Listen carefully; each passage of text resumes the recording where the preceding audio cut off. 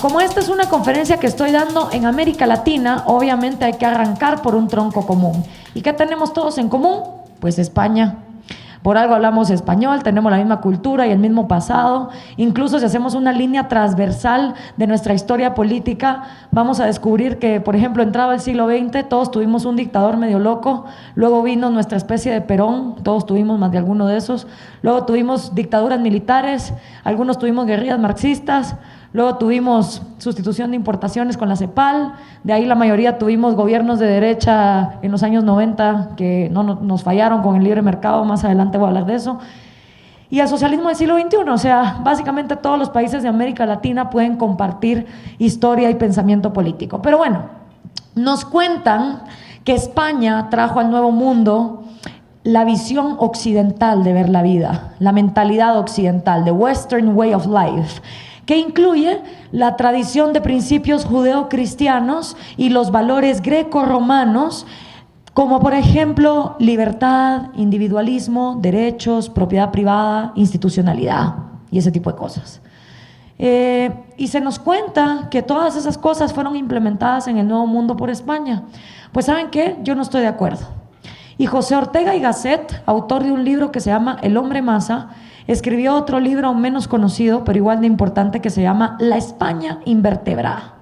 Y en ese libro José Ortega y Gasset se va a la España del siglo XIV y siglo XV para descubrir que España de occidental no tenía nada, que era un desastre de feudos violentos que estaban tratando de pelear por el poder y que realmente cosas como libertad, individualismo, propiedad privada, derechos, no se respetaban.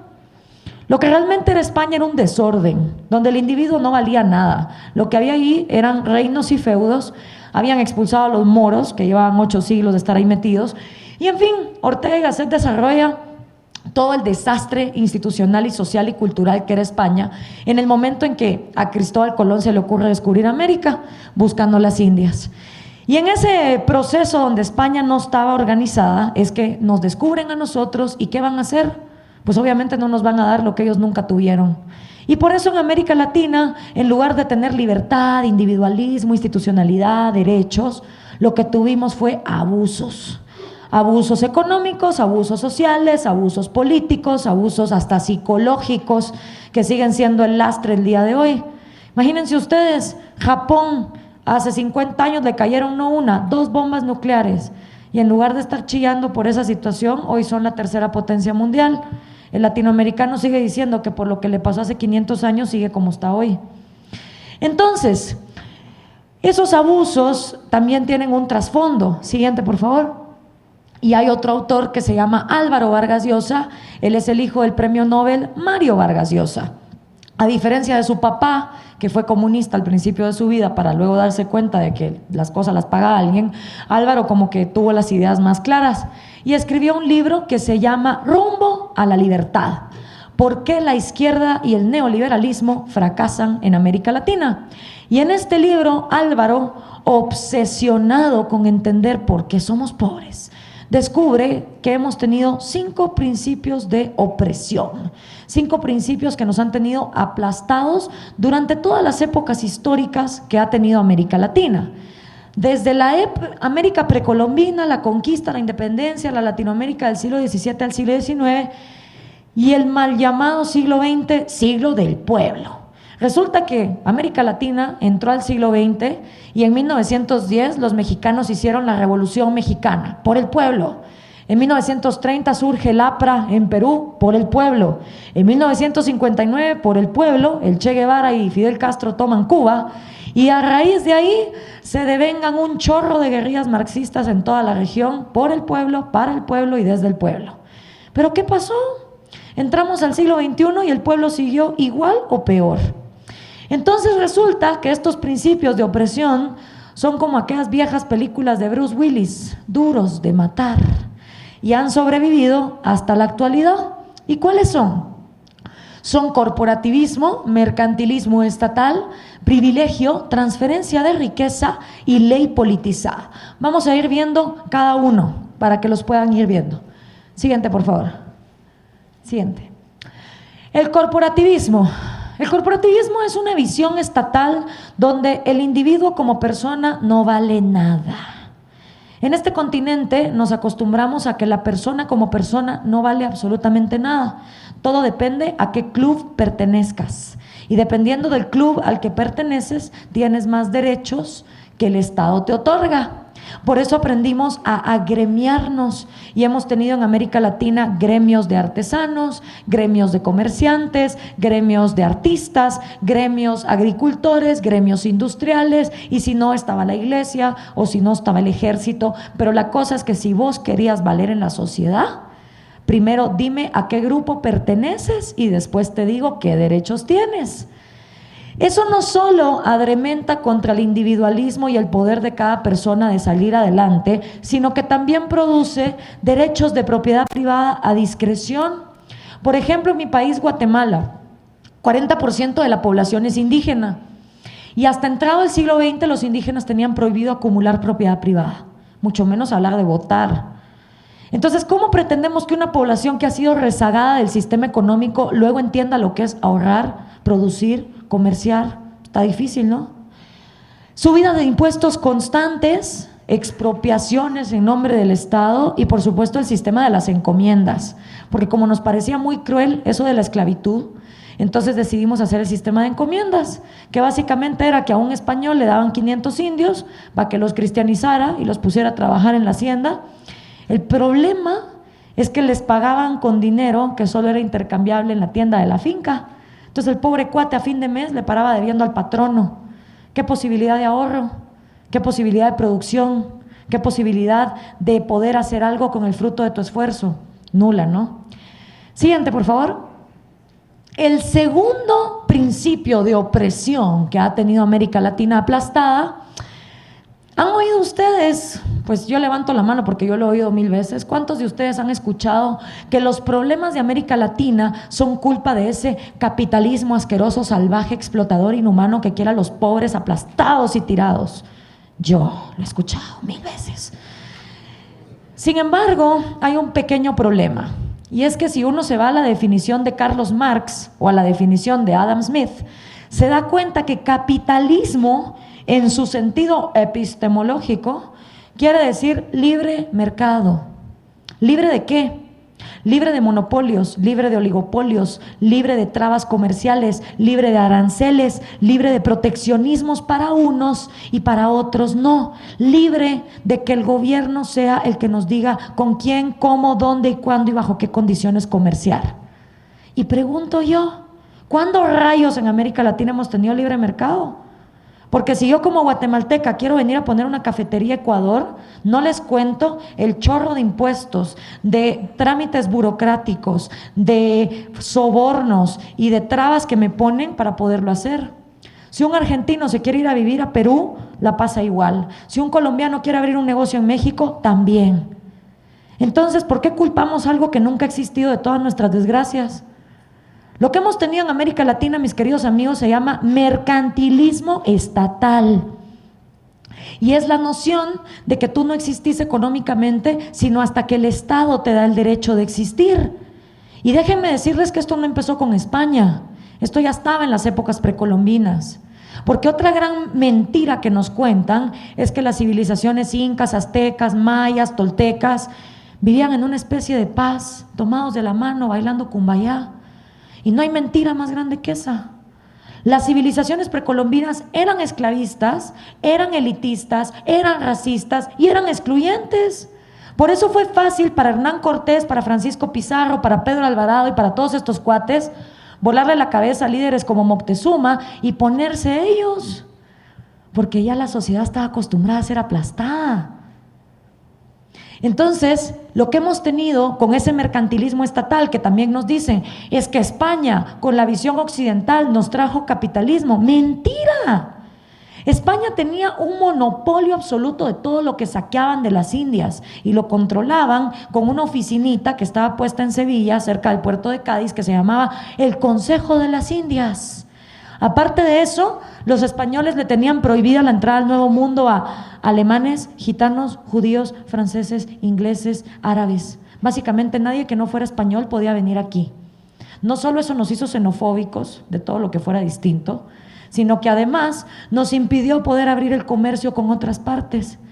Entonces vuelvo y pregunto, ¿cuál capitalismo?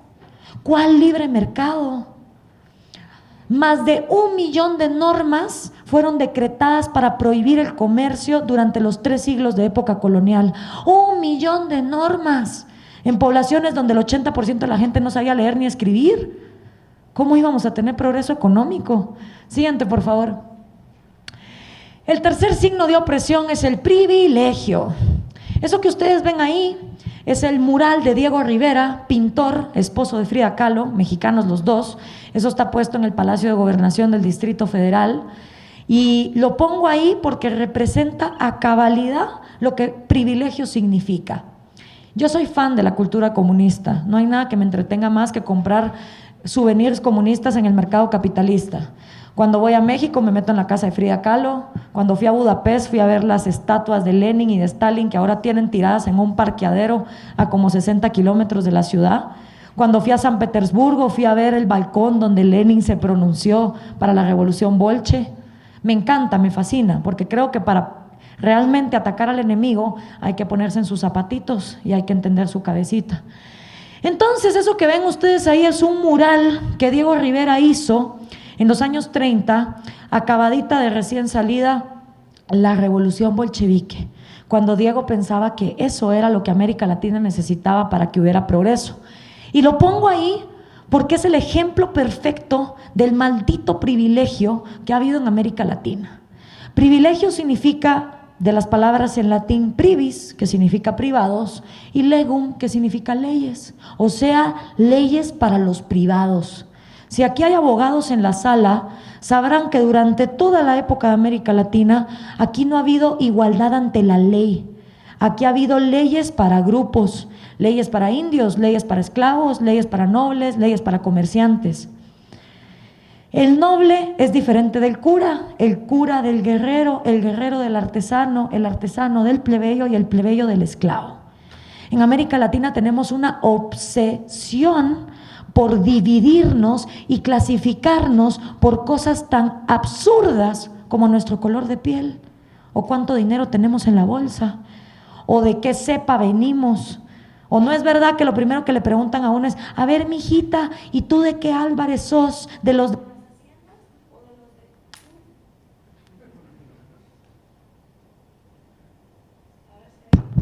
Ahí está. ¿De los de las haciendas o de los de las tiendas? Ah, de los Álvarez. Entonces a mí ese problema nunca lo tuve, porque yo llegaba a Guatemala y decía: no, yo vengo de inmigrantes cubanos de los 60, cero cepa. Pero sí, nos fascina clasificarnos por esas estupideces. Color de piel, clase social, colegio donde estudiaste. Y eso lo que ha logrado es que en América Latina no valoremos a la gente por lo que la gente realmente vale, por Dios santo: su cerebro, su mente, su mérito.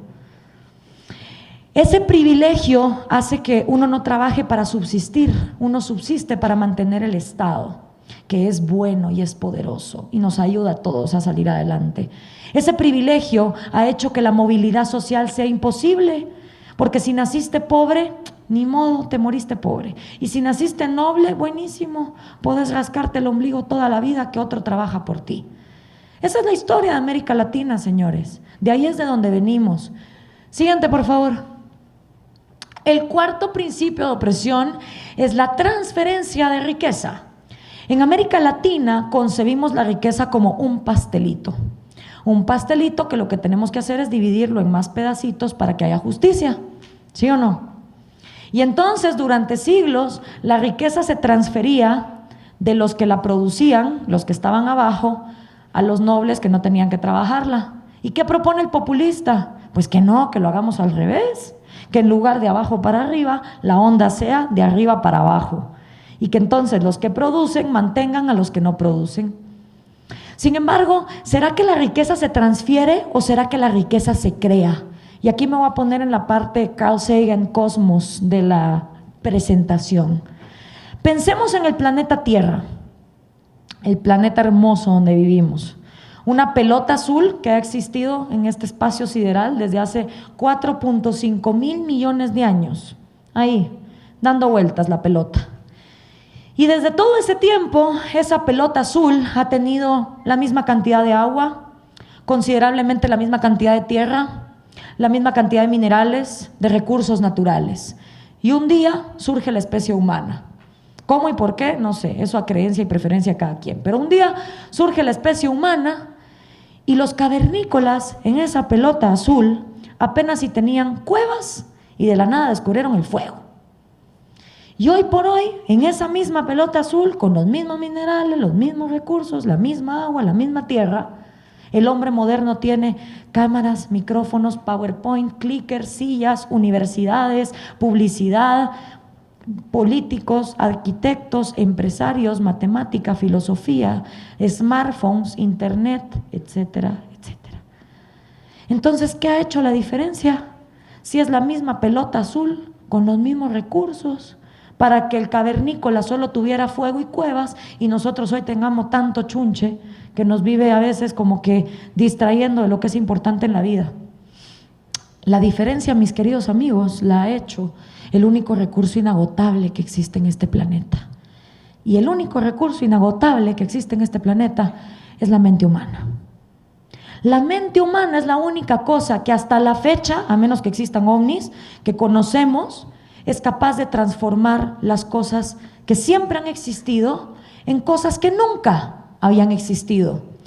J.K. Rowling se estaba muriendo del hambre y vivía del welfare state inglés. Un día se sienta en una cafetería y escribe un pequeño librito llamado Harry Potter. Hoy la mujer tiene más dinero que la reina de Inglaterra. Mark Zuckerberg, aburrido de su vida en Harvard, quería ver quiénes eran las niñas más guapas de Harvard y se inventa un software para decir, no, esta tiene mejor cintura, no, esta está más alta, no, esta está más guapa. Y ese software hoy se llama Facebook y vale billones de dólares. Steve Jobs tuvo la genial idea de poner dos cosas que existían juntas, teléfono celular con internet en uno. Y a pesar de que hubo chorro de gente que se burló de él, murió siendo un genio. Increíble, ¿no? Los ejemplos son vastos y evidentes de que la riqueza se crea con la cabecita, pero en América Latina seguimos necios con que la riqueza se transfiere. No solo eso, hasta el siglo XIX, ahí lo vamos a ver ahorita, era muy difícil para cualquier persona poder legislar para crear riqueza. Entonces, yo no creo que se trate de transferir ni de abajo para arriba ni de arriba para abajo. Se trata de tener gente que la empoderemos mentalmente para que puedan crear su propia riqueza, para que puedan soñar e imaginar un mundo mejor. Eso solo se va a lograr nutriendo bien a nuestros niños, porque eso sí que es verdad. Si a un niño lo nutres mal y solo le das masa y grasa, pues obviamente no va a desarrollar su capacidad analítica como para poder entonces crear. Y eso sí es verdad, en América Latina estamos creando generaciones de tontos, sobre todo por esos mismos programas sociales que se supone que los van a sacar de la pobreza. Yo no sé si ustedes han oído hablar de la Bolsa Familia de Brasil o de la bolsa, bueno, en Guatemala a la izquierda le llamaba la bolsa solidaria, ahora a la derecha le llama la bolsa segura. Pero si ustedes abren una de esas bolsas, así, lo que sacan de ahí es 1 kilo de frijol, 1 kilo de arroz, una torta de maseca, que es harina para hacer tortillas de maíz, y 1 litro de aceite. Masa y grasa. Ahí no hay nada de lo que un niño necesita para desarrollar la cabeza. Ahí no hay frutas, no hay verduras, no hay proteína, no hay carbohidratos, no hay minerales. Hay pura masa y grasa. Y esa vaina de aquí a 30 años lo que nos va a dejar son generaciones de obesos, con problemas cardiovasculares, anémicos, diabéticos, sin capacidad de pensar. Ay, pero qué lindo los programas sociales. Siguiente, por favor. El otro signo de opresión es la ley politizada. Si hay abogados en la sala, sabrán que en el mundo occidental hay dos vertientes del derecho: el common law inglés y el positivismo francés. La diferencia básica en estas dos ramas del derecho es que el common law inglés, o el derecho consuetudinario, comprende que el juez es un tipo sensato, es un tipo razonable, confía en su capacidad de discernir el bien y el mal. Entonces, en el common law, cuando un juez tiene un caso, viene y evalúa. y conforme cada caso, entonces va decidiendo qué se debe hacer. Por eso se llama derecho casuístico, caso a caso. El positivismo francés no. El positivismo francés asume que el juez es un gran tarado, que no puede pensar por sí mismo y que lo que tiene que hacer es seguir la ley a la pie de la letra. ¿Sí? Esa visión de la ley es la ley, adivinen cuál tenemos en América Latina como influencia, ¿no? Yo se los dejo ahí, pregunta capciosa. Pero esa visión de la ley es la que llevó a los nazis en los juicios de Nuremberg a decir, la ley decía que había que matar judíos, entonces yo cumplí con la ley, pues, la ley es la ley. Esa visión de la ley es la que hace que después de 3 horas de hacer cola en una oficina burocrática para sacar un permiso de conducir o para poner un trámite, un registro sanitario, uno llega ya con el chorro de papeles a la oficina de la burócrata y viene ella y agarra todo y, ay, fíjese que me trajo impreso esto en tinta negra número 8 y tiene que ser en tinta negra número 5. Señorita, pero igual se lee. Sí, pero la ley es la ley, fíjese, si no me regaña. ¿Ya? Esa visión absurda es la que hace que en países como el mío haya 70,000 leyes. 70,000 leyes. ¿Quién en su sano juicio va a leer 70,000 leyes? Si no hay peor dolor de cabeza que leer una ley latinoamericana, por Dios santo. Considerando que en el día de nuestro Señor de tal y tal y tal y tal, y teniendo en cuenta, o sea, para entender una ley latina, uno tiene que agarrar esa vaina y empezar a tachar todo el palabrerío innecesario. Entonces decir, ya entendí.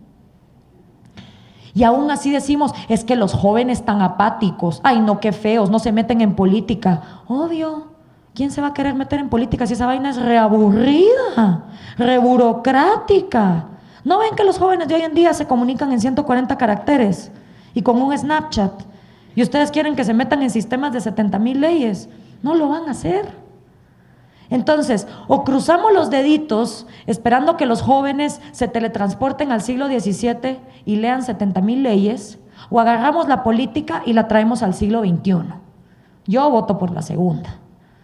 Porque si no, vamos a seguir teniendo a los mismos abogados, a los mismos burócratas y a la misma gente que ha secuestrado el sistema político y lo ha vuelto aburrido, engorroso, burocrático e insoportable, y nadie más se va a meter.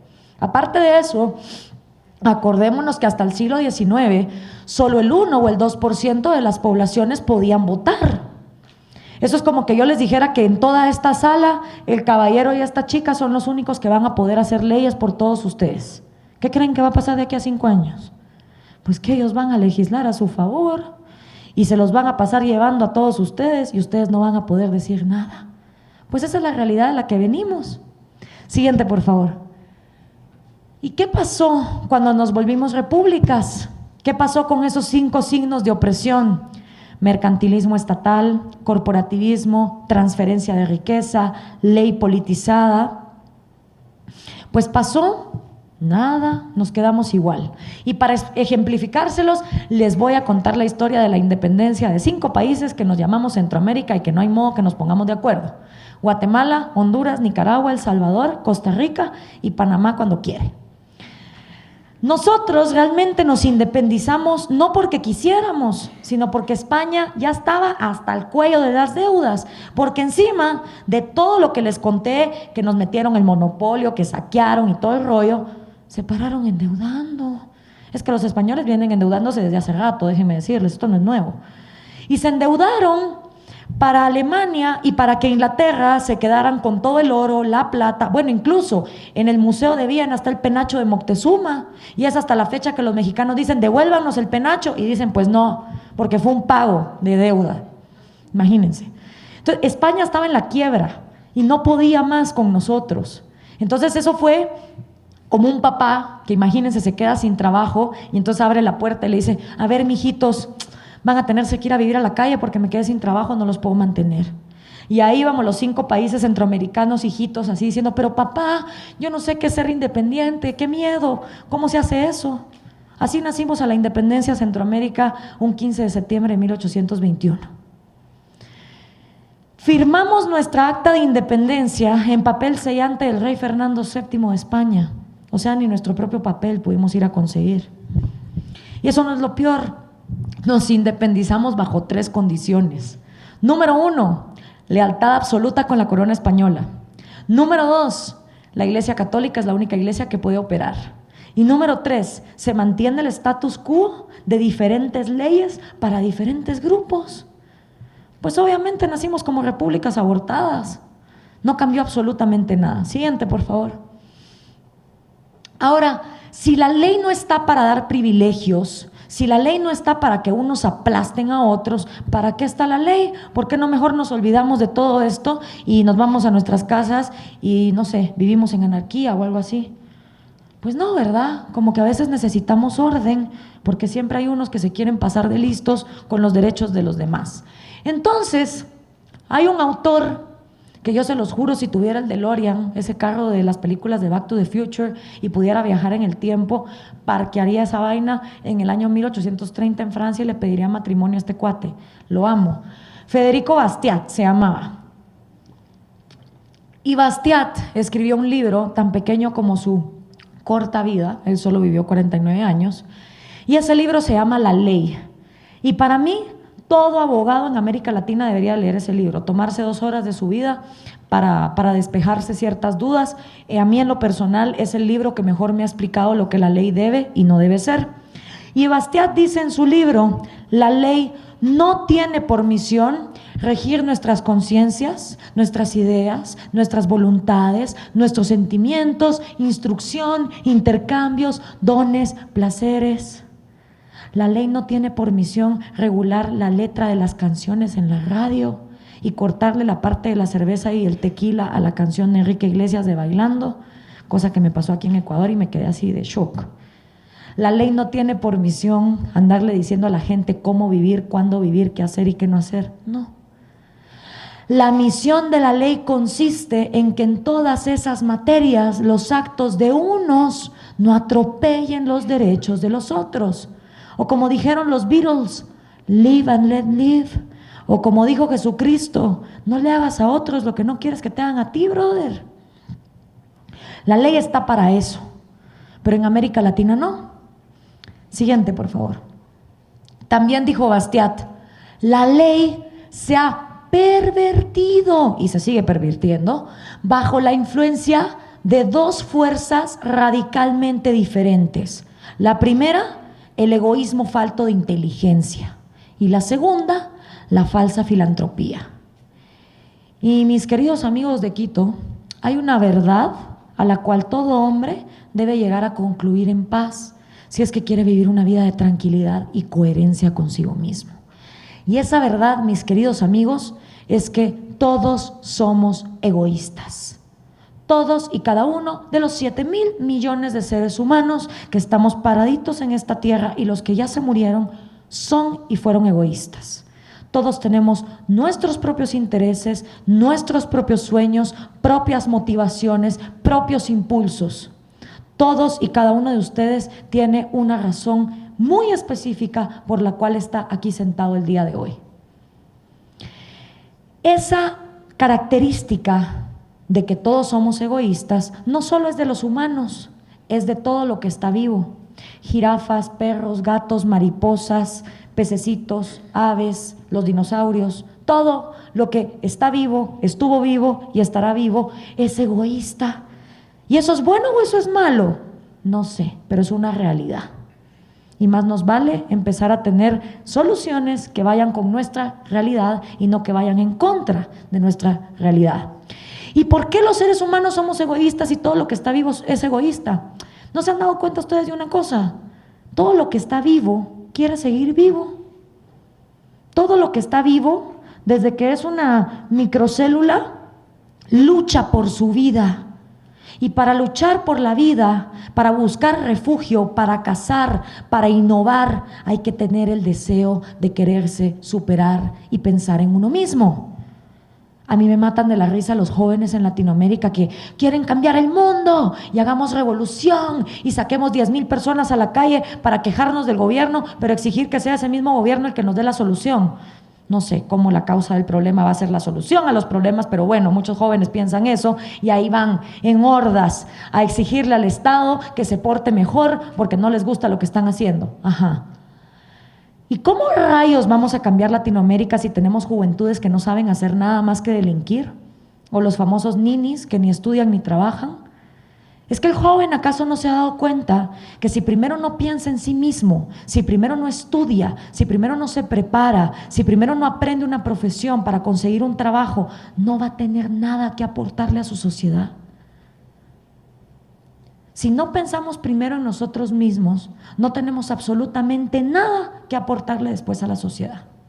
Pero claro, en Latinoamérica se nos enseña que pensar en uno mismo es pecado mortal. Y por eso anda todo el mundo ahí de hipócrita diciendo, esto lo hago por el pueblo. ¡Mentira! Ni por el pueblo ni por nada.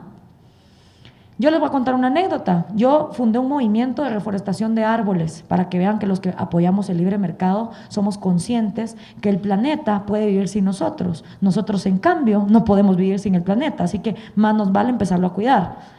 Interés egoísta. Pero para yo poder hacer un movimiento de árboles hace 4 años, teníamos 2 opciones. O nos parábamos enfrente del Ministerio de Ambiente de Guatemala y le chillábamos que por favor reforestara, o hacíamos algo por nuestra cuenta. Y decidimos hacer algo por nuestra cuenta. Hoy por hoy llevamos 35,000 árboles sembrados. Pero para yo poder financiar esos pinches arbolitos, primero tuve que estudiar una universidad para entonces tener un trabajo, cobrar un sueldo y tener con qué hacer algo por mi país. Entonces los jóvenes lo primero que tienen que hacer es tener con qué aportar a su sociedad, porque de otra manera solo van a ser un lastre y una carga que se pone a gritar que el Estado lo cubra todo. Cuídense, ecuatorianos, cuídense muchísimo del político que les dice yo no tengo intereses personales, mi interés es el pueblo y nada más que el pueblo, yo no pienso en mí mismo. Cuídense, porque al menos que ese cuate sea un marciano, les está mintiendo. A diferencia de mucha gente en América Latina que se mete a la política, yo fui de las que antes de meterme estudié la carrera. Y déjenme contarles que no es como que un día llegué a clases y nos hayan dicho, bueno chicos, hoy vamos a ir a la clínica. Imagínense ustedes, nos hayan llevado a la clínica, ¿no? A sentarnos a todos y sale la enfermera con una inyección. A ver, pase adelante, ponga el brazo. Listo, con esta aguja le voy a estar retirando el gen egoísta. Listo, ya no tiene usted intereses personales. Vaya, sea político, predique. No, eso no pasa. Los políticos, igual que el resto de mortales, somos egoístas y tenemos intereses personales. Pero hay una gran diferencia. Cada ser humano escoge si va a ser un egoísta falto de inteligencia o si va a ser un egoísta inteligente. ¿Y cuál es la diferencia? Pues que los egoístas inteligentes o egoístas racionales entienden que su vida, su propiedad privada y su libertad tienen tanto derecho de existir como la vida, la propiedad privada y la libertad del resto de 7,000 millones de seres humanos que están en este planeta. Los egoístas faltos de inteligencia, en cambio, creen que su vida, su propiedad y su libertad está por encima de la de todo el resto de mortales. Y por eso se ponen a matar, a robar, a asesinar, a corromper, a delinquir o a montar empresas en el nombre del pueblo con las cuales ellas lucran con dinero ajeno. Cada uno de ustedes decide si va a ser egoísta racional o si va a ser egoísta irracional. Eso es voluntad de cada quien. Yo tengo un interés egoísta en estar haciendo lo que estoy haciendo. Primero que todo, abrí la bocota y 5 millones de latinoamericanos me apoyaron dándole share o dándole view en YouTube a mis palabras.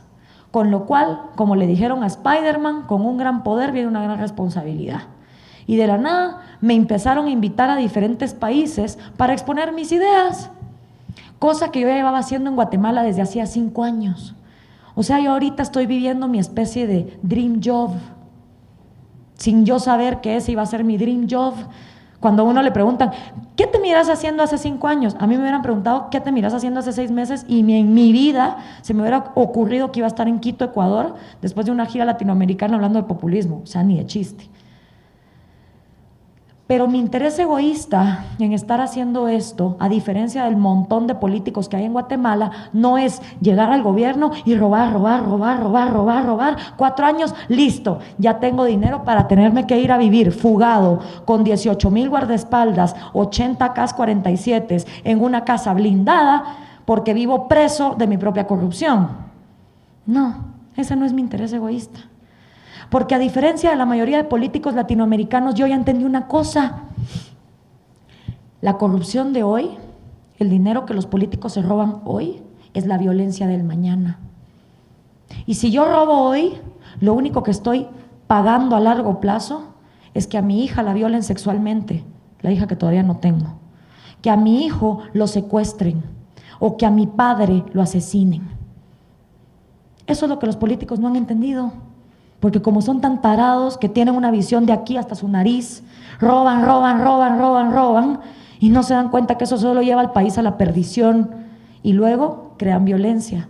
Mi interés egoísta en estar haciendo lo que estoy haciendo es que yo vivo en un país que realmente es un paraíso tropical. Quien haya ido a Guatemala o se meta en Google realmente va a ver que es una nación hermosa. Pero lastimosamente yo no puedo caminar 3 cuadras sin que venga un brother y me ponga una pistola y me pida el celular. ¿Sí? Entonces yo ya me harté de vivir en un país que está cundido de narcos, de pandilleros, de corruptos, de madres que no atienden a sus hijos desnutridos, de gente que no se hace responsable de la consecuencia de sus actos, de juventudes que se traban la camiseta del Che Guevara sin saber quién es el cuate y solo exigen y no dan nada para su sociedad. Ya me harté de vivir en un país así. Y por supuesto que yo quiero hacer billete, pero ya entendí que para hacer billete tengo que hacer que todos en mi país puedan hacer billete por sus propios pies. Y la única forma de lograr eso es abriendo cabezas. Ese es mi interés egoísta y por eso estoy haciendo lo que estoy haciendo. Siguiente, por favor. Siguiente. Ese es el credo del Movimiento Cívico Nacional, donde yo trabajo desde hace 2 años. Básicamente nuestra razón de existir es rescatar la república. Y ahí lo que dice es que creemos en Guatemala como una república donde se respete el Estado de Derecho. Una Guatemala donde todos los ciudadanos seamos libres e iguales ante la ley.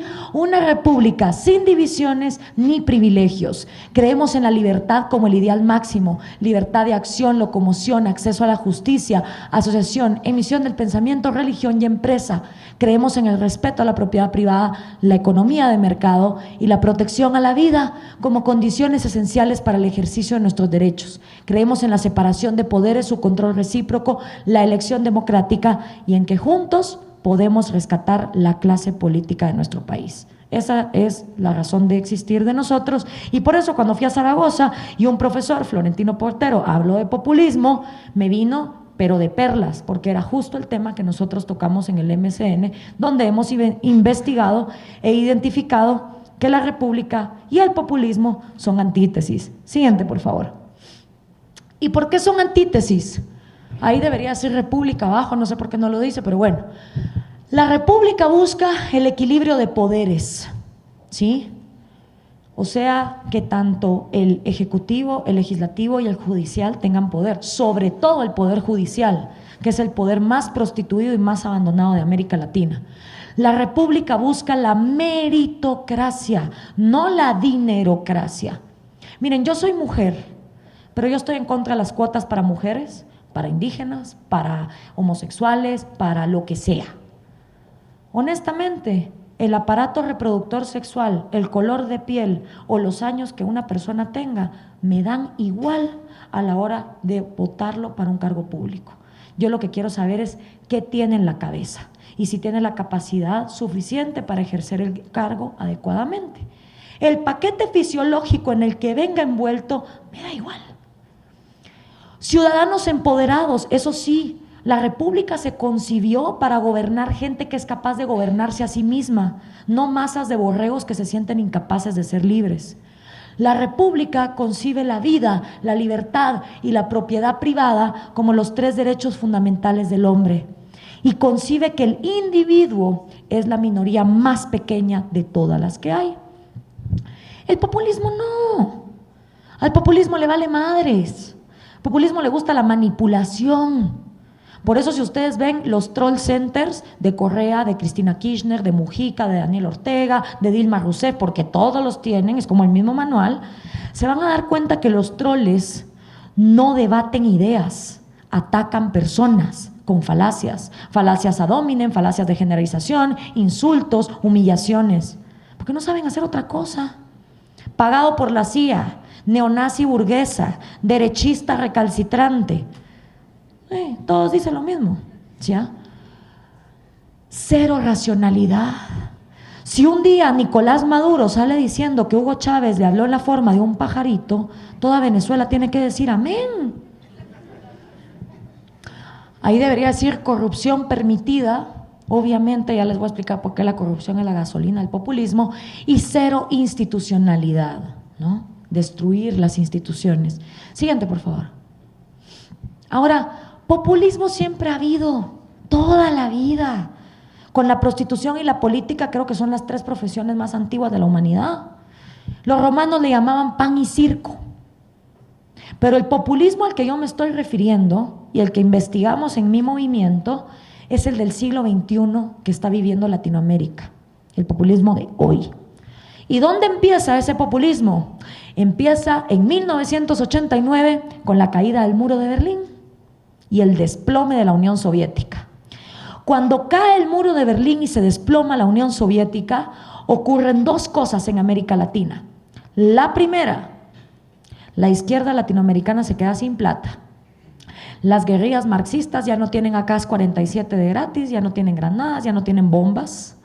Los partidos políticos comunistas se quedan sin ideólogos que los lleven gratis a vivir a San Petersburgo y Moscú para meterles comunismo. Las asociaciones estudiantiles también se quedan sin apoyo. Y como encima la mayoría de nosotros pasamos de dictaduras militares a gobiernos civiles, las guerrillas marxistas se quedaron pensando, bueno, ¿y ahora qué hacemos? Ya no hay a quién secuestrar, ¿a quién le ponemos la bomba? Entonces tenían que reingeniárselas para llegar al poder. Agarran un avión y llegan a Sao Paulo, Brasil, y celebran una cosa que se llamó el Foro de Sao Paulo. Y en el Foro de Sao Paulo empiezan a discutir, brother, ¿cómo vamos a llegar al poder? Porque ahora la vía violenta ya no se vale y ya no tenemos la plata de la Unión Soviética. Ah, pero tenemos petróleo, ¿cierto? Y tenemos todo el adoctrinamiento que Cuba lleva teniendo desde hace 50 años. Pues arranquemos con eso, ¿no? Y hacen una agendita. Esa pequeña agenda se llama Socialismo del siglo XXI y es lo que estamos viendo implementado hoy. ¿Y en qué consiste el nuevo juego? Pues el nuevo juego se llama democracia. ¿Y cómo se juega? Preguntaron en el Foro de Sao Paulo. Y entonces alguien contestó, es bien fácil, solo tenemos que convencer a una bola que vote por nosotros. ¿Y cómo los convencemos? Con populismo. Mira, pues, agarramos a Marx, la división de clases, le damos un twist, una nueva fórmula para el siglo XXI, dividimos a la sociedad con odio, le decimos a la gente que está mal porque otra está bien, nos votan, llegamos al poder y hacemos billete en paleta. Eso fue lo primero que pasó con la caída del muro de Berlín.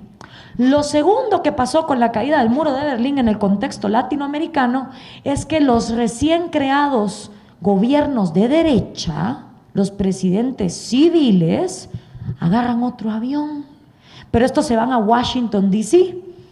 y celebran una cosa que se llamó el Consenso de Washington. Y en el Consenso de Washington se iba a revertir el desastre que nos había recomendado la CEPAL de esa famosa sustitución de importaciones que nos metió en una desgracia en los años 70 y 80, donde todos paramos siendo enemigos de todos y todos levantamos fronteras y aranceles y nos mirábamos todos los latinoamericanos como enemigos comerciales, porque como somos países monocultivos, entonces tenemos que ser enemigos, absurdo. Entonces en el Consenso de Washington, los recientes presidentes de derecha levantaron la mano derecha a la altura del hombro y prometieron y juraron que iban a liberar las economías latinoamericanas. Había triunfado el capitalismo. El libre mercado había ganado a los comunistas feos y malos. Ronald Reagan y Margaret Thatcher eran los chicos de la cuadra. Sí. El pequeño problema es que cuando esos presidentes regresaron a sus países, privatizaron, vaya si no, privatizaron hidroeléctricas, telefonías, aerolíneas, ferrovías, correos, recursos naturales, minería, de todo. ¿Pero lo liberaron? No. Primero, no volvieron accionistas a los trabajadores de esa empresa, que era lo que tenían que haber hecho para que cada trabajador se sintiera parte de la nueva empresa. No. Y lo segundo que hicieron fue que lo privatizaron y las concesiones se las dieron a sus primos, hermanos, colegas, amigos del partido, amigos de la infancia, compañeros del kindergarten, a su rosca, pues. ¿Ya? Entonces, ¿qué pasó? No hubo libre mercado, pero en la mentalidad del latinoamericano, que su historia lo atropella antes de que él la analice y la entienda, el capitalismo es una miércoles. El libre mercado fracasó y nadie se dio cuenta que el libre mercado nunca hubo. Y entonces un día surge Hugo Chávez en 1998 y le dice a la región: el capitalismo imperialista yanqui es una basura, el camino es el socialismo del siglo XXI. Y detrás de él, Fidel feliz. Ha de haber salido de la refrigeradora donde lo tienen metido en la isla y ha de haber dicho: menos mal. Vaya hombre, ya tengo a quien pasarle la estafeta del comunismo para que se reparta la miseria en otra región del continente. Feliz. Y detrás de él vino Rafael Correa, Evo Morales, Dilma Rousseff, Lula da Silva, Cristina Kirchner, Daniel Ortega y toda la conga, uno detrás del otro. Eso no es lo peor. Lo peor es que los de derecha, que habían quedado remalparados por las pésimas privatizaciones de los 90, voltearon a ver a los de la izquierda y dijeron: brother, hay que ser populistas. Y entonces ahora tenemos partidos de derecha, partidos de izquierda, partidos sin ideología, todos jugando a ser el mejor Santa Claus que regale chunches con dinero ajeno. Todos están compitiendo para ver quién es el mayor populista. Siguiente, por favor. Siguiente. ¿Y por qué la república? Pues miren, los griegos, que como no tenían smartphone, se ponían a filosofar viendo las estrellas, se ponían a pensar: ¿quién es el hombre? ¿A qué vino al mundo? ¿Y qué es lo que hace?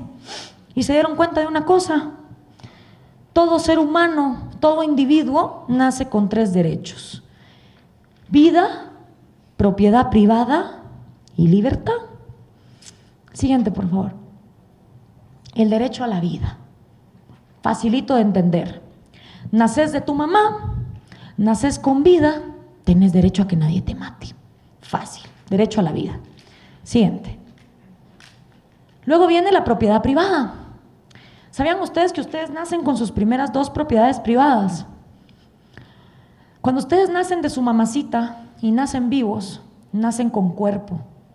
Piénsenlo, si no nacieran con cuerpo, no tendrían ojos para observar la realidad tridimensional, no tendrían oídos para escuchar los sonidos de la realidad, no tendrían boca para expresar sus opiniones sobre esa realidad, no tendrían manos para poder manipular los recursos de esa realidad y transformarlos, no tendrían pies para poderse mover. Su cuerpo es el vehículo a través del cual cada quien transita el camino de la vida. Y cada quien decide lo que hace con su cuerpo. Cada quien decide si le pone un tatuaje a su cuerpo, si lo engorda, si lo adelgaza, si lo emborracha, si le mete drogas, si lo pone a ejercicio, si no le da ejercicio. Cada quien decide.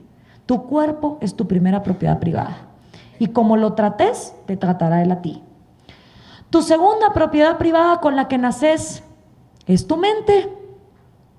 Tu mente es un software mental único, como una computadora, mejor si es Mac, así no se traba tanto. Y el día que naces, ese software mental hace pling y se prende.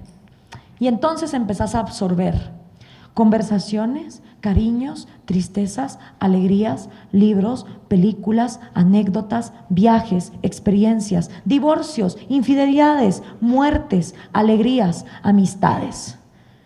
Y el día que mueres, esa computadora hace shutdown y se apaga.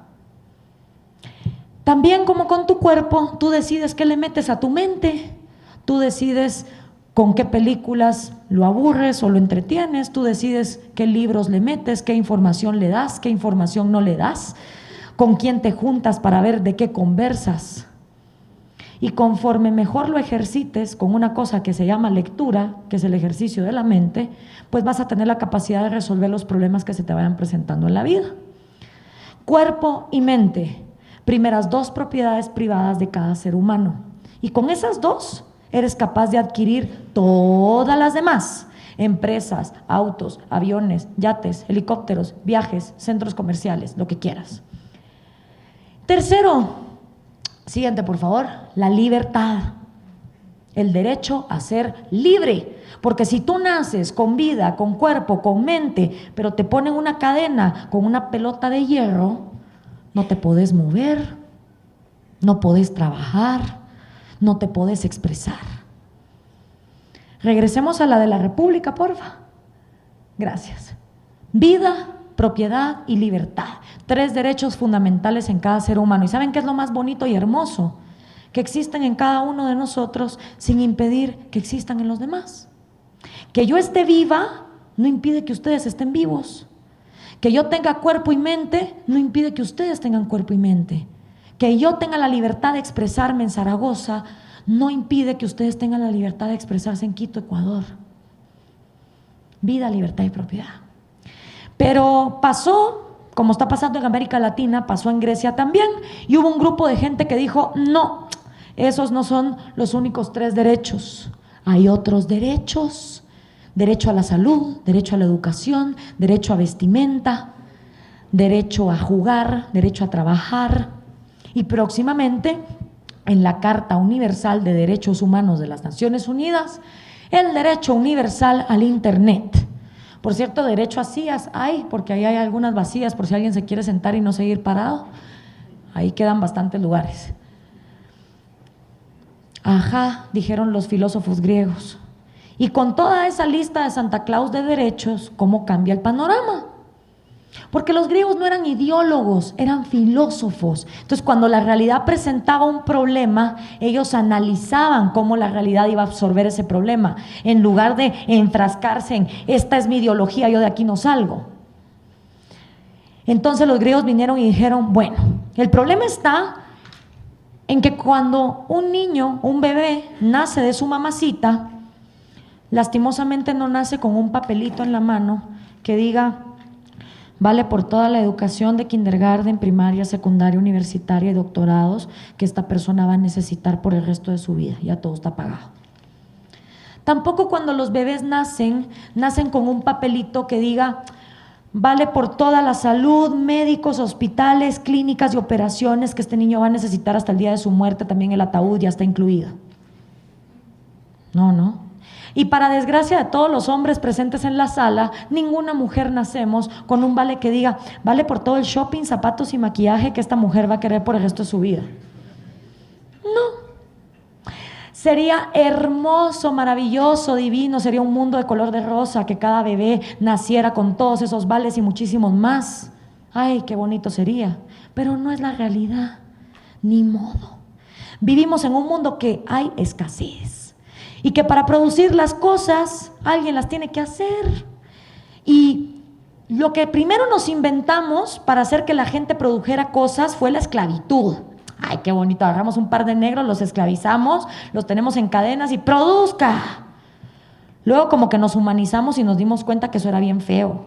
Y entonces decidimos que la mejor forma de incentivar a un ser humano a que produjera algo era pagándole con dinero. Porque el dinero emancipa. Tú le pagas a alguien con papelitos de dinero y esa persona decide si se emborracha el sueldo, si lo ahorra, si lo invierte, si lo pone a producir, si lo mete debajo del colchón o lo mete en el banco. Eso es pedo de cada quien. Y no será perfecto, pero es el mejor sistema que nos hemos inventado hasta ahora. Si alguien tiene uno mejor, propóngalo, pero el de la esclavitud y el comunismo como que no nos fue muy bien. Entonces, para tener hospitales, clínicas, lápices, crayones, libros, alguien los tiene que producir, alguien los tiene que pagar. Y por eso yo dije en mi discurso de Zaragoza que nada es gratis, que todo viene pagado de algo. Y para ejemplificárselos vamos a hacer aquí un ejercicio. Vamos a dividir la sala a la mitad. Este lado pide derecho a la salud, este lado pide derecho a la educación. Y yo, gobernante. Ok, para darle derecho a salud a ellos, como tengo que pagar clínicas, doctores, operaciones, salarios en horarios de emergencia, enfermeras, recepcionistas. Todos ustedes me van a dar un poquito de su propiedad privada y vamos a pagar entonces por ellos. Ajá. Y eso no los convierte a ellos como en ciudadanos VIP, first class, y los hace a ustedes ciudadanos de segunda categoría, low class. Bueno, entonces, para darle a ellos las escuelas, los libros, los lápices, las laptops, los iPads y todo lo que se necesita ahora para ir a estudiar, todos ustedes me van a dar un poquito de su propiedad privada y vamos a pagar por lo que ellos quieren. Ajá. Entonces, como que ustedes se vuelven los VIPs, los ciudadanos VIP First Class, y ustedes se vuelven ciudadanos de segunda categoría. ¿Quién viene primero? ¿El derecho de una niña en Guayaquil a tener zapatos o el derecho de un niño en Quito a tener un juguete? ¿A quién pongo primero en la escala? Y los griegos se dieron cuenta que responder esa pregunta estaba de la chingada, porque al hacer eso nadie es igual ante la ley. Va a haber unos más iguales que otros. Entonces los griegos fueron bien básicos y dijeron: si queremos decir que somos iguales ante la ley, la única forma de hacerlo es garantizando esos 3 derechos y confiando en que cada persona, teniendo esos 3 derechos garantizados, va a tener la suficiente capacidad de producir por sí mismo y levantarse en sus propios pies y entonces ayudar a otros más necesitados de manera privada y voluntaria. O si no, si queremos la lista de Santa Claus de derechos, hagamos lo que Latinoamérica hizo durante siglos, tengamos privilegios, grupos por encima de otros grupos que tienen más derechos, unos más iguales que otros. El ejercicio que yo les acabo de hacer, multiplíquenlo por 17 millones de ecuatorianos, divididos en sindicatos, gremios y grupos, todos chillando y exigiendo del gobierno derechos o necesidades. Vamos a pasar al siguiente.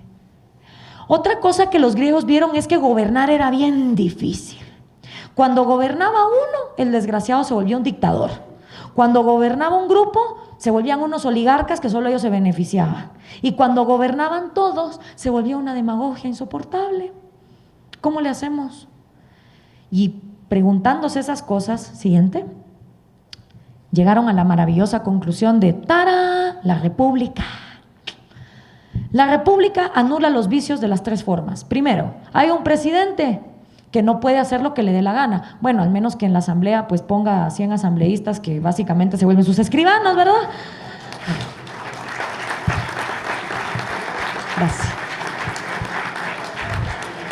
Pero en un principio, en la República hay un presidente que no puede hacer lo que le dé la gana porque hay una cosa que se llama asamblea o congreso, idealmente dividido en 2 cámaras. En una cámara, el Senado, y en otra cámara, la de los comunes. En el Senado tienen que estar representados los geeks, los nerds de la nación, los filósofos, los intelectuales, los Sheldon Cooper, los Stephen Hawking, los Albert Einstein, los que son capaces de ver más allá de la evidencia, ¿no? Una nación a 200 años plazo o a 300 años plazo. Eso en el Senado. Y en la Cámara de los Comunes tiene que estar la gente que está viviendo el aquí y el ahora, los que están chambeando, los que viven en la realidad del hoy, el carnicero, el carpintero, el maestro, el albañil, el publicista, el empresario, el abogado, el arquitecto. El objetivo de un congreso es que ambas partes estén todo el día dialogando, discutiendo e intercambiando ideas, para entonces legislar y llegar con el presidente y decirle: hasta aquí tu límite, papito. ¿Sí? Y esto funciona si y solo si hay democracia. O sea, si el resto de mortales puede escoger quién va a ser el presidente y quiénes van a estar en ese congreso. No cuando el presidente decide dividiendo en distritos quién va a estar en ese congreso. ¿O cuántos? Entonces, sin democracia, la república se vuelve una tiranía de las oligarquías. Pero sin república, la democracia se vuelve una tiranía de las demagogias. República y democracia se necesitan la una de la otra para no desvirtuarse. Y todo esto funciona así y solo si hay un organismo judicial que tenga la capacidad de castigar y la suficiente autonomía de meter en la cárcel tanto al presidente cuando se porta mal como al ciudadano común, por igual. Igualdad ante la ley significa eso. Siguiente. Un gobierno mixto, donde se califican diferentes virtudes y aspirar a que los mejores gobiernen. Siguiente. La humanidad ha concebido 3 repúblicas. La primera, la República Romana. La segunda, la República de Estados Unidos. Ojo, Estados Unidos, 1776, Founding Fathers, Benjamin Franklin diciéndole a la señora, estamos haciendo una república, señora, si es que son capaces de mantenerla. Y evidentemente no fueron, ¿verdad? Muy diferente el Estados Unidos de 1776 al Estados Unidos 2015, Obamacare, 18 trillones de deuda. 2 cosas completamente diferentes. Y por último, la República de Star Wars o la Guerra de las Galaxias. Siguiente. Las 3 tuvieron algo en común. Sucumbieron ante un imperio que anula el equilibrio de poderes. Darth Vader no quería que ningún planeta se gobernara a sí mismo, creía que en el Death Star todo se podía controlar. Obama lo mismo con el gobierno federal y Julio César también con el imperio. Same, different name. Siguiente. ¿Y por qué el populismo es la antítesis de la república? Siguiente. Porque el populismo basa su dicotomía en 2 conceptos: pueblo y antipueblo. El pueblo es el sumum de todas las virtudes de una sociedad. El pueblo es honrado, aunque venda su voto por una gallina. El pueblo es inocente de todos los males habidos y por haber en la sociedad. El pueblo es desinteresado y el pueblo está dotado de un instinto político infalible. El pueblo nunca se equivoca con el tarado que elige, jamás. No solo eso, pueblo se vuelve sinónimo de gobierno y todo lo que está en contra del gobierno no es pueblo, es antipueblo. El antipueblo representa la causa de todos los males habidos y por haber en una sociedad, incluyendo maremotos, terremotos, huracanes, bombas nucleares, crisis económicas, lo que sea, culpa al antipueblo. El populista básicamente siempre tiene 3 enemigos. Uno anterior, que puede ser el dictador, oligarca, militar de derechas. Uno interior, que casi siempre son los burgueses, explotadores, inconscientes, capitalistas. Y uno exterior, que casi siempre son los yanquis. También el antipueblo puede tomar formas como la oligarquía, la plutocracia, los extranjeros, el clero, los judíos, la monarquía. Ahora, muy bonito y maravilloso, pero ¿quién es pueblo? ¿Dónde vive pueblo? ¿A qué huele pueblo? A mí me encantaría ir un día a la casa de pueblo y tocarle la puerta. Buenas, ¿está pueblo? Y que saliera pueblo, multicultural y pluriétnico. Sí. Hola pueblo, ¿qué tal? ¿Cómo estás? Yo te quería venir a preguntar. Pueblo, todo el mundo habla en tu nombre, pueblo. Cristina Kirchner habla en tu nombre, Dilma Rousseff habla en tu nombre, Michelle Bachelet habla en tu nombre, Rafael Correa habla en tu nombre, Evo Morales habla en tu nombre, Hugo Chávez habla en tu nombre, Fidel Castro, el Che Guevara, Adolfo Hitler habla en tu nombre, Lenin habla en tu nombre, Stalin también. Pueblo, todo el mundo habla en tu nombre. Y todo el mundo dice que quieres una cosa o quieres otra. ¿Qué quieres tú, pueblo? Ya así de verdad, acabemos con esto de una vez. No, ¿verdad? Pueblo no existe. Pueblo no llora. Pueblo no siente. Pueblo no respira. Pueblo no ríe. Pueblo no tiene hijos. Pueblo no trabaja. Pueblo es una palabrota que la humanidad se ha inventado para entender la vida en colectividad. Eso es todo. Lo que realmente habemos somos individuos con cuerpos únicos y software mentales únicos. Eso es lo que habemos.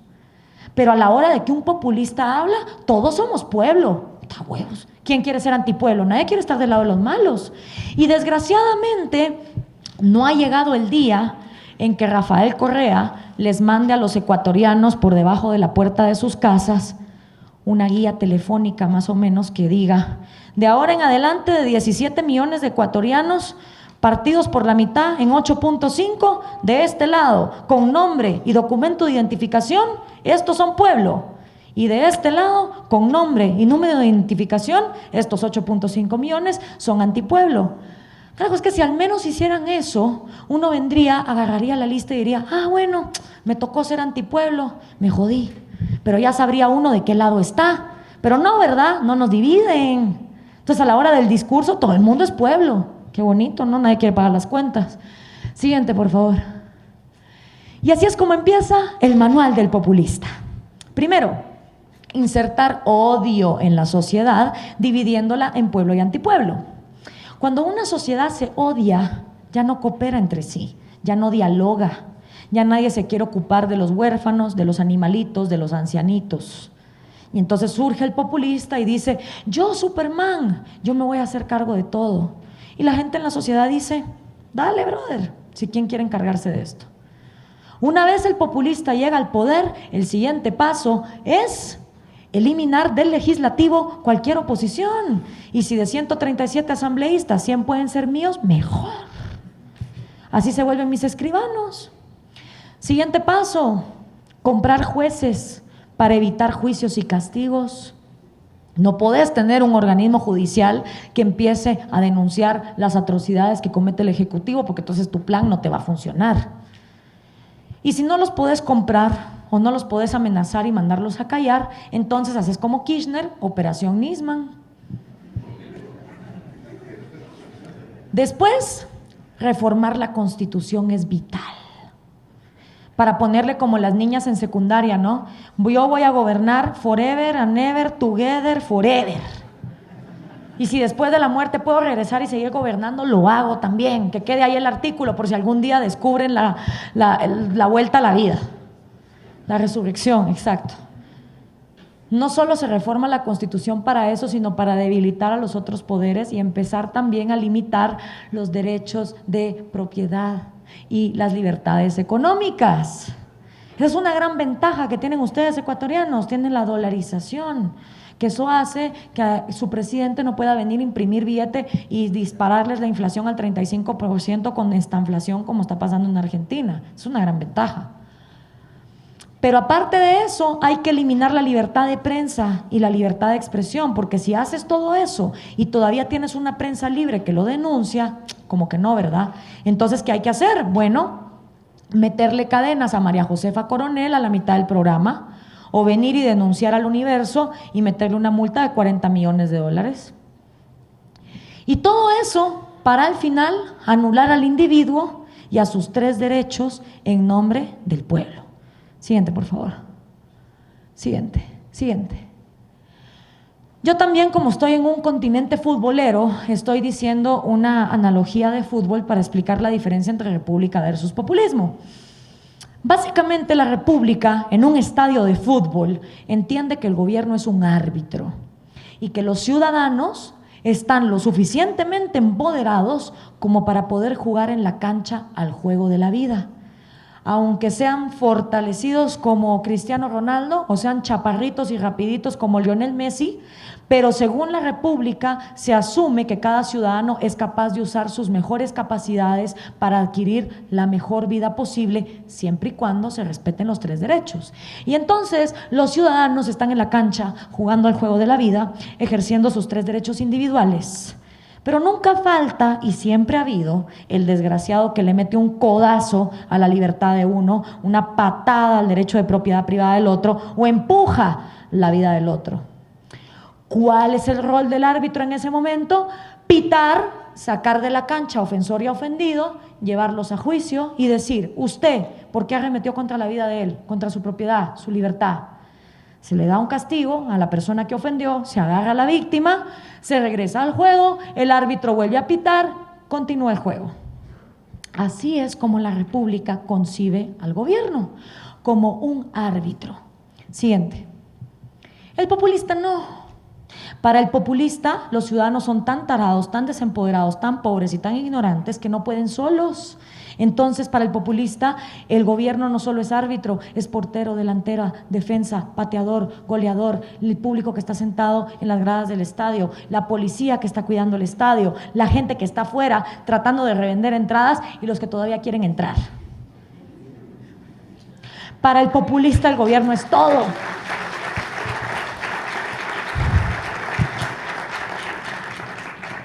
¿Y cómo le hace el populista para pasar de pinche árbitro a hacerlo todo? Con el manual que les acabo de explicar. El populista pasa a ser portero, delantero y goleador en el momento en que toma el legislativo y elimina la oposición.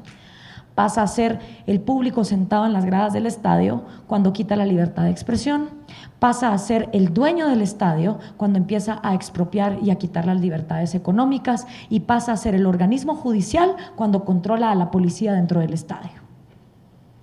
Y un día el ciudadano camina en el estadio y dice: ¿a qué hora pasó todo esto? Porque esto no pasa de un día para otro, mis amigos. Esto es como el efecto de la ranita, poquito a poco hasta que te achicharran en la olla de agua. Siguiente, por favor. Siguiente. La gasolina del populismo obviamente es la corrupción. Necesitas un desorden fiscal espantoso. Necesitas en 8 años meter 38 impuestos para entonces tener más dinero. Necesitas despilfarrar por todas partes para maquillar el país de progreso con carreteras, escuelas, hospitales, donde si adentro no hay medicinas ni maestros capacitados, ¿qué importa? Pero ahí está la fachada para que todo el mundo diga: qué bonito, cómo está progresando.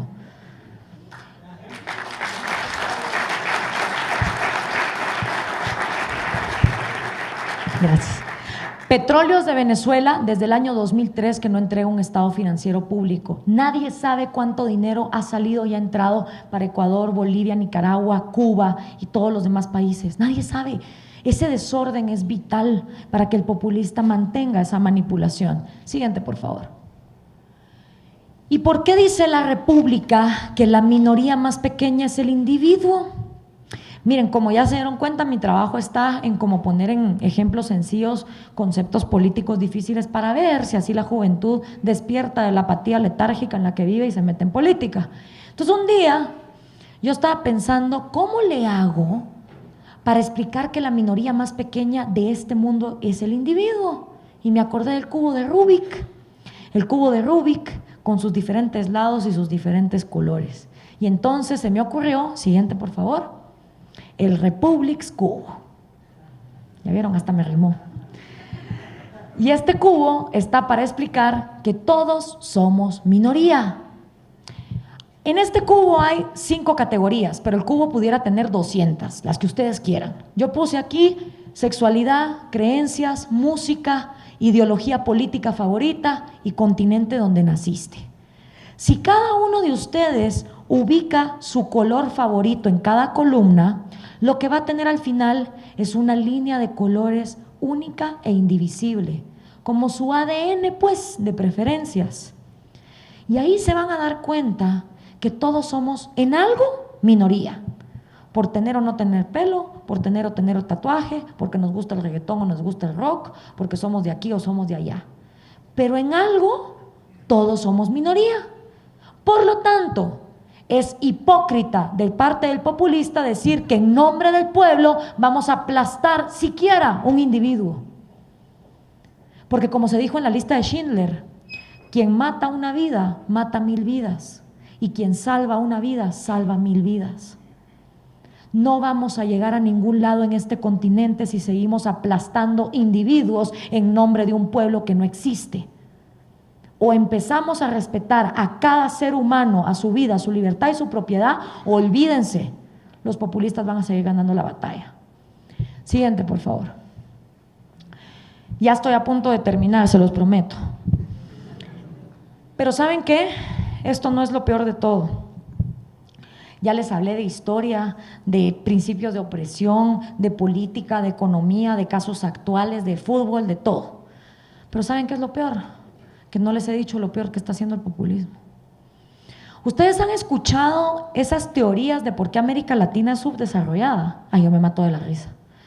Miren, está la teoría nazi. La teoría nazi dice que es que en Latinoamérica somos pobres porque como somos indios y los indios son brutos, entonces somos pobres. O sea, yo realmente no soy nazi como para creer que hay razas superiores a otras. Lo que sí ya les expliqué es que un cerebro que se nutre mal en sus primeros días de vida, pues entonces va a tener impedimentos, científicamente comprobado. Pero eso no quiere decir que un niño morenito esté en desventaja desde la cuna con un niño de otro color. Pero hay gente que cree eso. Luego está la teoría climática. ¿Han oído esa? Es que como somos tropicales somos haraganes. Entonces, obvio, somos pobres. Es la teoría climática. Y hay regiones en el mundo donde hay un calor infernal espantoso, como por ejemplo en Guayaquil, que me la pasé súper astral, pero qué calor. Y lo único que me contaron de ese lugar es que siempre ha sido zona comercial. Entonces no me vengan con mentiras. No somos tropicales y haraganes. Podemos ser tropicales y productivos, claro que sí, pero con las adecuadas instituciones. Y mientras más viajo por América Latina, más me convenzo de que somos una de las regiones más ricas en recursos naturales. Sin embargo, desiertos como Israel y Taiwán nos ganan la batalla. Entonces yo no creo que el problema de América Latina sea ni genético, ni climático, ni de recursos. ¿Saben cuál creo yo que es el problema de América Latina? Psicológico y mental. Y ese es un problema bien jodido de resolver, porque solo depende de cada quien. ¿Y cómo les enoja a los periodistas? Fíjense cuando les digo eso. ¿Cómo se cambia el populismo, Gloria? ¿Cómo sacamos a Maduro del poder? ¿Qué predices de aquí a 25 años? ¿Qué es lo que va a pasar? Brother, depende de cada mente, de todas y cada una de las mentes. O sea que yo tengo que empezar por mi Facebook a tirar ideas. Ajá. O sea que yo tengo que empezar por leer de diferentes ideologías y definirme ideológicamente. Ajá. O sea que yo tengo que usar mi cuenta de Twitter para empezar a tirar ideas. Ajá. O sea, no hay fórmula mágica, así como para sacar a 10 millones de una vez a la calle y cambiar esto. No les gusta esa respuesta. Pero para mí, ahí está el problema. Psicológico, señores. Y todo empieza con el círculo del victimismo que le da paso al populismo. Primera parada, educación de victimismo. Si aquí hay padres de familia, y obviamente todos somos hijos de alguien, acuérdense de sus años de escuela. Cuando ustedes iban a la escuela, en kindergarten, la mamá siempre se encarga que la nena vaya con las trenzas bien hechas, que el niño vaya con la mochila de Spider-Man o de Superman o de He-Man o del superhéroe del año para que no le hagan bullying, ¿verdad? Los manda al colegio. Después en la secundaria, cuando llega el día de la graduación, que la niña se ponga el mejor vestido, que vaya al salón de belleza, que le hagan los colochos, le pongan las uñas, la maquillen hermosa, al chico que le metan el traje Hugo Boss, la corbata más linda, lo perfumen bien y vámonos a la fiesta de graduación porque los niños se graduaron del colegio. Todos los padres latinoamericanos son así y cuidan todos esos detalles. Pero cuéntenme ustedes, ¿cuántos de los papás aquí presentes o hijos aquí presentes se acuerdan de haber abierto el libro de estudios sociales o de historia de sus hijos en quinto primaria o sexto primaria? Para saber qué cuento le estaban contando a sus hijos, víctimas de qué los estaban haciendo. Porque por mucho que esté la lonchera de Spider-Man y el vestido del año, lo más importante de pasar por la escuela es lo que queda en la cabeza. Y es en la escuela donde a nuestros niños les están enseñando a ser víctimas. Víctimas de los yanquis, de los españoles, de la oligarquía, del conflicto armado que ni siquiera vivieron, del dictador militar que lleva 80 años muerto, de cualquier cosa. Y para ejemplificarlo, siguiente por favor. Universidad de Buenos Aires, Facultad de Derecho, año 2014, mes noviembre. Gloria muriéndose de las ganas de ir al baño y eso era lo más cercano que había. Entro y me encuentro con el stand de la Cámpora. ¿Sí? Y entonces leo un cartel que dice que la universidad se pinte de pueblo. ¿Quién es pueblo? La izquierda está con Cristina y con el Proyecto Nacional Popular y Latinoamericano. Súmate a la militancia. PCCE Universidad. Revolución es sentido del momento histórico. Fidel Castro. Regresemos, por favor. ¿Víctimas de qué los estamos haciendo? Y el problema es que la gente que crece como víctima luego tiene baja autoestima, fíjense. Luego se siente que no puede con su propia existencia, que vino a este mundo a sufrir, que hay judíos, aliens o una mezcla de ambas en una teoría de conspiración medio sionista que los tiene aplastados con los hilos de la popetería que no los va a dejar salir adelante. Ustedes se sorprenderían de la cantidad de jóvenes que creen que hay una conspiración que los tiene aplastados y todos los días se lo repiten en la cabecita. La gente con baja autoestima no se la cree. Cree que vino a este mundo a sufrir, a ser miserable. Cree que si sus papás fueron alcohólicos, ellos están destinados a ser alcohólicos. Creen que si su mamá fue prostituta, tienen derecho a ser misóginos y machistas con la mujer. Creen que si vivieron en un barrio donde solo había pandilleros, ellos tienen derecho de robar. Y no solo eso, la gente con baja autoestima es insegura de sí misma, ¿sí? Siempre le anda preguntando a la sociedad qué debe hacer, qué debe pensar, qué debe decir, a dónde debe trabajar. A mí nunca se me va a olvidar, hace como 8 años, me llamó una vez un chico a la radio. Gloria, te llamo, porque claro, uno en la radio luego, ya hablando estas cosas, se vuelve consejero y medio de todo el mundo, ¿no? Psicólogo y terapista y de todo. Entonces me llama este cuate y me dice, Gloria, yo quiero estudiar italiano, pero es que todo el mundo me dice que es re difícil. Puchica, le dije yo. O sea que me vas a decir que te llamaron 6.999.999 millones de personas. No, hombre, ¿cómo así? Bueno, tú me dijiste que te llamó todo el mundo, descontándote a vos, ese es el resto de la humanidad. Ay, no, pues, o sea, mis amigos, pues. Ah, tus amigos es todo el mundo, ok. ¿Y cuántos de ellos hablan italiano? Ninguno. ¿Y entonces por qué le hacemos caso a gente que nos dice cómo vivir, que no sabe de lo que habla? Entonces yo, que sí me tuve que calar el italiano porque viví 4 meses en Roma y esos cuates, el inglés, pero ni por de chiste, y el español mucho menos, le dije, no es verdad. El italiano es súper fácil de aprender, sobre todo para alguien que habla español. Aparte es un excelente ejercicio porque vas a ampliar tu vocabulario 4 veces más. Inseguridad en nosotros mismos. ¿Qué va a decir la sociedad de mí? Esa inseguridad también lleva a los chavos a clavarse la t-shirt del Che Guevara sin siquiera wikipediar quién era ese asesino.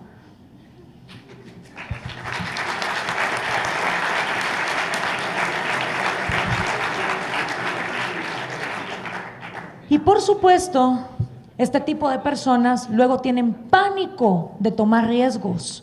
Riesgos culturales, riesgos sociales, pero sobre todo riesgos económicos.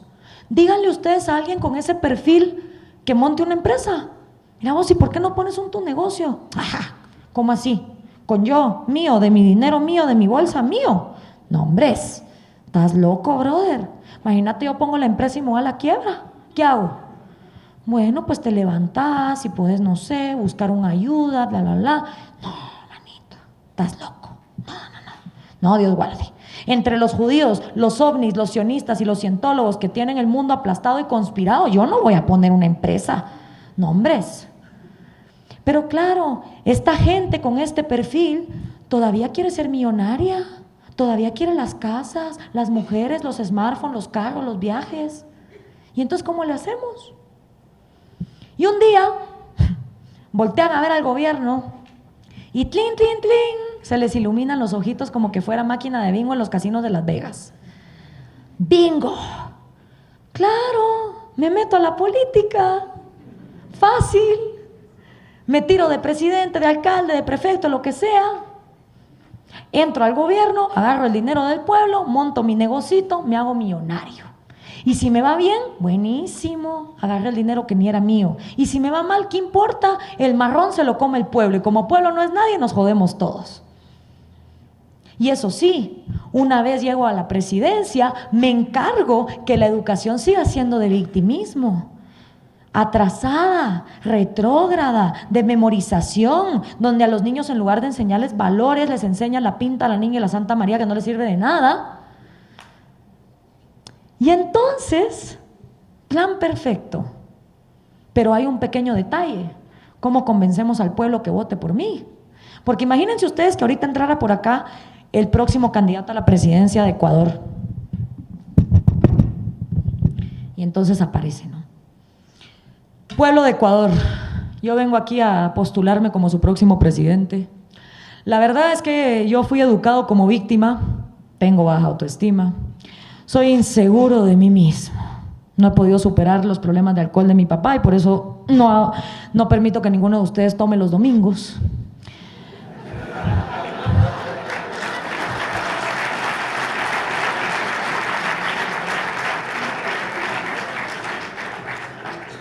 Y le tengo un pánico a tomar riesgos espantoso. Pero como quiero ser millonario, entonces me di cuenta que siendo presidente era la forma más fácil. No se preocupen. Como son 17 millones de ecuatorianos, yo nomás les voy a meter 38 impuestos, le quito un poquito a cada uno, monto mi empresa y para ustedes todo sigue igual. Así que por favor, voten por mí para las próximas elecciones. Pues no, ¿verdad? Como que si el cuate nos dice eso, no vamos a votar por él. ¿Por qué creen ustedes que en las películas siempre le dicen al villano, no le cuentes el plan al bueno?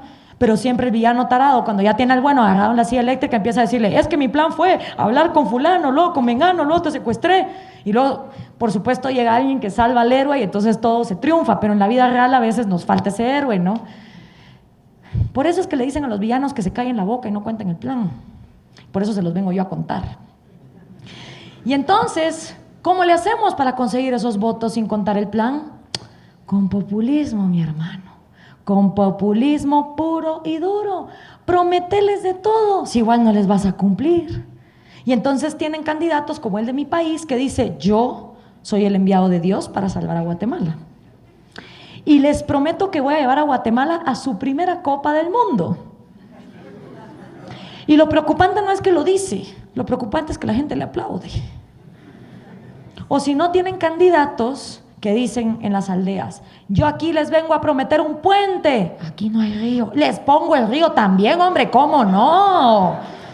De todo para todos. Y así es como se está formando ese populismo que nos está dejando con generaciones desempoderadas que psicológicamente se sienten incapaces de salir adelante, lo cual yo considero, más allá de los problemas económicos, políticos y sociales, el problema más fregado con el que nos está dejando el populismo. Siguiente, por favor. Siguiente. ¿Podemos culpar a la gente que vota por el populista? Realmente, después de ver el pasado del que venimos, donde la gente no podía tener propiedad privada, no podía hacer leyes, no la incluían, había derechos para unos, para otros no. ¿Podemos culpar realmente a las personas que votan por el populista? Yo creo que no. Yo honestamente creo que no. Sobre todo porque la mayoría de esa gente ya se acostumbró a vivir sin Estado. Es más, muchas de ellas ni siquiera entienden cuál es la función de un Estado. Creen que un gobierno está para regalar chunches. Porque nunca en sus vidas ha habido un policía, un juez, un abogado o un funcionario público que esté ahí para respetarle sus derechos. Cuando a esa gente la asesinan, nunca dan con el culpable. Cuando a esa gente la violan sexualmente, no meten a las personas a la cárcel. Cuando a esa gente le roban, no hay nadie para responder por ellos. Cuando a esa gente la extorsiona un pandillero, como pasa en mi país, que se cobra impuesto de guerra a las tiendas, los policías son cómplices. Entonces esa gente ya se acostumbró a que su vida, su propiedad privada y su libertad no valen nada. Y cuando llega el populista a la aldea y promete el puente y promete el río, en la mentalidad de esa persona que sigue siendo egoísta racional, piensa, ajá, aquí viene este desgraciado a ofrecer el puente, el río y la copa del mundo. Obvio no lo va a cumplir.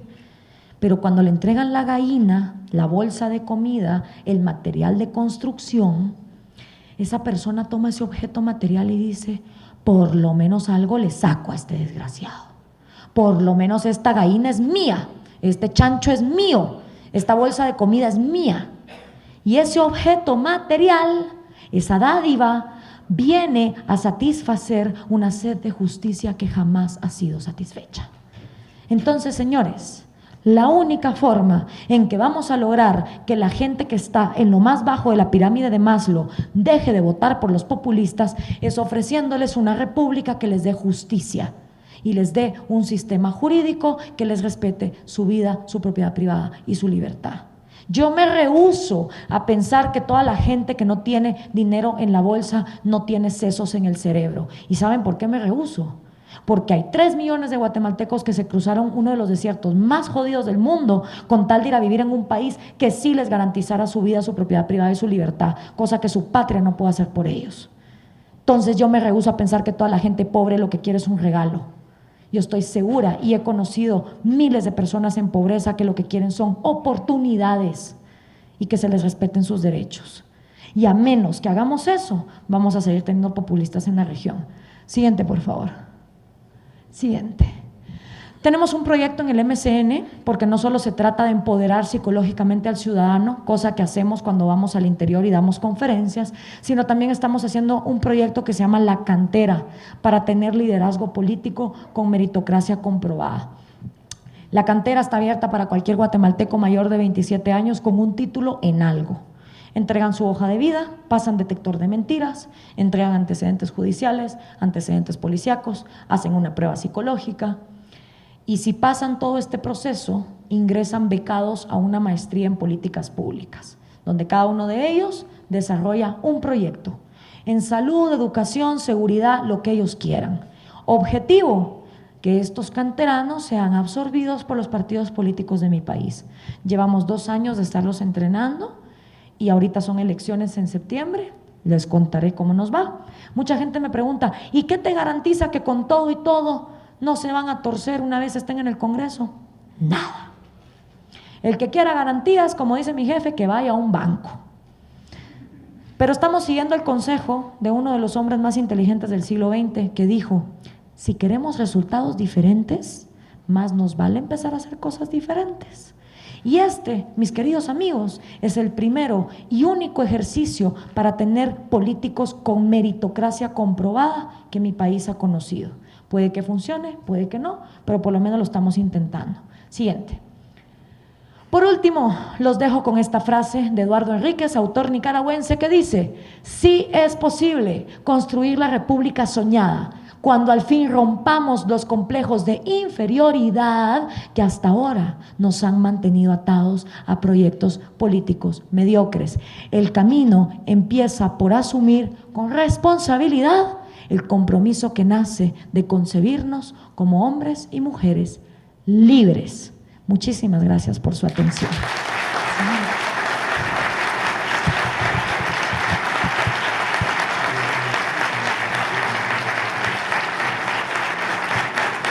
Muchas gracias. Gracias.